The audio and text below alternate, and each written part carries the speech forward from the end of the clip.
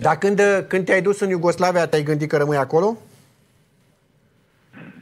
Păi m-am gândit că m-am supărat, că nu m-au lăsat să mă duc la meciul ăsta și m-am gândit, m-am luat și m-am dus am bătut la ușa la Steaua Roșie și m-am dus la Dragan Daic, el era președintele.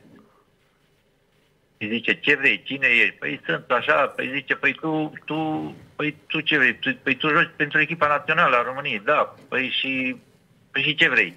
Păi zic, eu am venit și nu mai vreau să mă întorc și vreau să rămân aici, dacă pot să joc.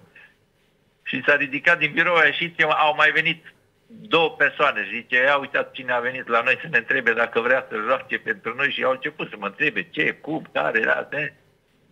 Și n-a prea spus, eu nu mai vreau să mă întorc, că sunt supărat pe nu știu ce, dacă vreți să...